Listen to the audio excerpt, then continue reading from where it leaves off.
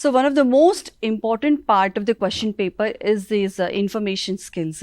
ఈ ఇన్ఫర్మేషన్ స్కిల్స్కి సంబంధించిన questions section 1లో, section 2లో, సెక్షన్ 3లో ఈ 3 సెక్షన్లో కనిపిస్తాయి అన్నమాట.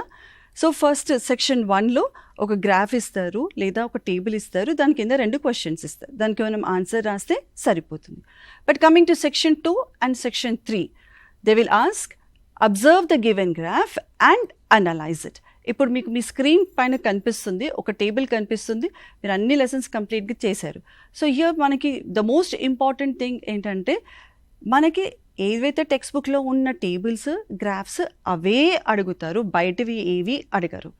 అండ్ మీరు ఇన్ని రోజుల నుంచి అది ప్రాక్టీస్ చేస్తున్నారు. And I have a very humble request to all the teachers is that మీరు అందరూ చాలా ఎక్స్పీరియన్స్డ్, మీకు ప్రిన్సిపల్స్ ఆఫ్ వాల్యుయేషన్ తెలుసు, కాబట్టి kindly discuss the questions along with the principles of valuation to the students అనమాట. ఏది రాస్తే వాళ్ళకి మార్క్స్ వస్తాయి అని.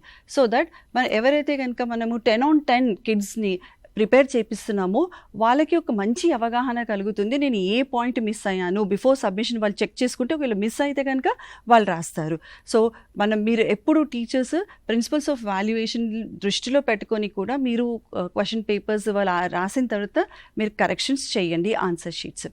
Now how to write the answers for the questions that are given in section 2 and in section 3. First మనం ఇది మీకు screen పైన కనిపిస్తుంది, కొంచెం దృష్టి పెట్టి దీన్ని కాన్సన్ట్రేట్ చేసి చూడండి. టేబుల్ ఇచ్చినా, గ్రాఫ్ ఇచ్చినా మీరు ఆన్సర్ రాసే విధానం మట్టుకైతే సేమ్ ఉంటుంది. ఫస్ట్ మీరు ఏం రాయాలి, what the graph are the table is about. యూజువల్గా ఎగ్జామినేషన్లో మనకి గ్రాఫ్ లేదా టేబుల్ పైన మనకి వాట్ ఈజ్ ఇట్ అన్నది ఇస్తారు.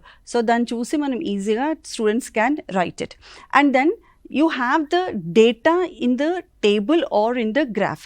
So data ante enti, simple ga numbers anamata.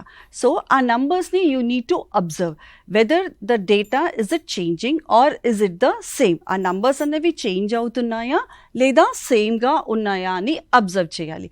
So first sentence, what will you write? You will write that this graph shows ani. Then next what will you write?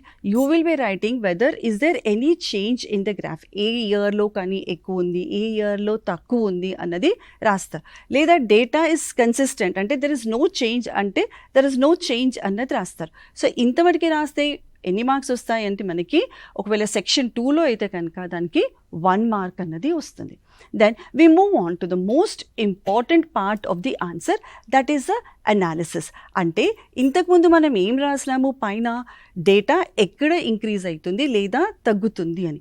Now what you need to right is ఎందుకు ఆ data అన్నది increase అవుతుంది, what are the reasons, ఎందుకు అలా తగ్గుతుంది, ఎలా ఎందుకు పెరుగుతుంది లేదా కన్సిస్టెంట్గా ఎందుకుంది అన్న దీనికి రీజన్స్ అన్నవి రాస్తాము. So this is the most important part of the answer.